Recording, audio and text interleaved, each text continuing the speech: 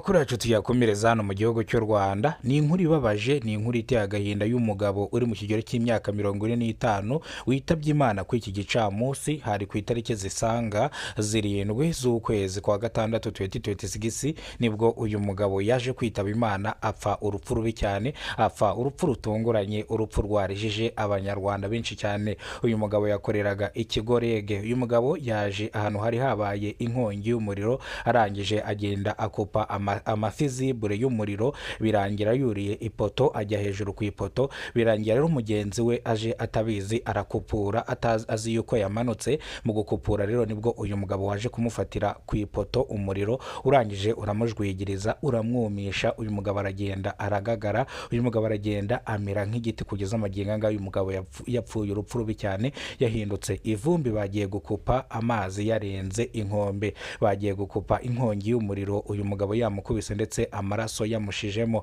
Ako kanya kizimyamwoto yaje yirukanka kugira ngo izimye, kubera ko ako kanya yasaba inkongi y'umuriro idasanzwe, ya myenda wese ikururana n'imyotsi yaririmo iva ku ipoto. Birangira inkongi y'umuriro ibaye nyinshi, birangira kizimyamwoto ize kuzimya. Gusa uyu mugabo byarangiye ahaburiye ubuzima mu buryo butunguranye. Ni inkuru yashenguye imitima ya benshi, ni inkuru yarijije abanyarwanda benshi cyane. Imbangukiragutabara isi hamagarwa byihutirwa ku bitaro bya Masaka. Mu kuza nta kintu yigize, iramura yaje isanga umuntu yahiye yabaye ivu. Mu kuhagera babuze icyo bakora, bahamagara imodoka ya polisi ishinzwe gutwara imirambo. Mu kuhagera nibwo begeranyije icyitwa ivumbi rye barishyira mu ishashi, barangije bararitwara. Magingo aya ngaya ikigo REG kigiye gutanga impozamarira ku muryango wabuze uwabo mu mpanuka. Iyi ngiyi yitwa nk'impanuka yabaye, ariko uyu mukozi bakoranaga yakupuye umuriro atabanje kumenya yuko mugenzi wiwe akiri ku ipoto hejuru aho bari bagiye gutanga ubutabazi bw'ibanze. Nibwo uwo mugabo nawe yaje gufatwa ashyikirizwa ishami ry'ubugenzacyaha RIB, aho bigaragara yuko kuba ibingibi byabaye gutyo uwo mugabo yaba bifitemo uruhari, kuba yakupuye umuriro undi akiri ku ipoto, bivuze yuko ashaka kuba yabikoze abishaka. Umva uko yasobanuriye itangazamakuru: yari inshuti yanjye, namukundaga, yari nk'umuvandimwe wanjye, koko twarareranwe, twarakuranye, aka kazi twakaziyemo rimwe, uretse ko yakantanzemo. Ntabwo nakora ikosa ryo kuba namwicira ku ipoto, ntabwo nakora ikosa ryo gukupura umuriro nzi yuko ari ku ipoto. Ibi ngibi byabaye nk'impanuka, njye nari nzi ko yamanutse kuko twavuganye ambwira yuko ari hasi ari kwezora urusinga rwa nyuma. Nibwo nanjye nakupuye kugira ngo ndebe yuko umuriro uri kugenda mu nsinga utembera neza, sinamenya ibyo ari byo.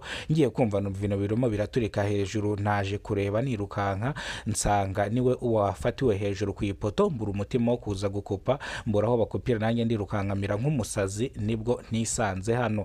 Ntago ibingibi naba nabikoze nabigambiriye, ni impanuka yabaye nk'iyindi. Ntago nakora ikosa ryo kwica mugenzi wanjye nkamwicisha umuriro.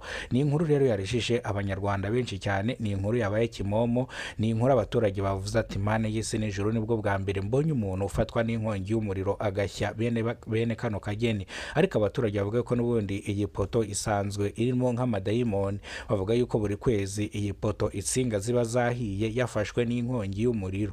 Bityo rero barasabwa kuba iyi poto bayikuraho bakabashyiriraho ipoto y'icyuma cyangwa ipoto y'ikisima, kuko ipoto bafite ni iy'ibiti. kandi iyi poto noneho urumva yuko umusore yaje no kuyihiraho bitewe n'inkongi y'umuriro yavutse aho ngaho. Ngayo nguko rero nuko byagenze. Aya makuru nuko nguko yari ameze. Ibi byarijije abanyarwanda benshi cyane, n'abanyamakuru bari bahari. Wakoze gukurikirana iyi nkuru, niba rwo bwa mbere ugeze kubona umuyoboro, ibuka gukora subscribe kugira ngo uzajye umenya amakuru mu gihugu cy'u Rwanda kandi yizewe. Ni mu karere ka Gasabo, ni mu murenge wa Masaka.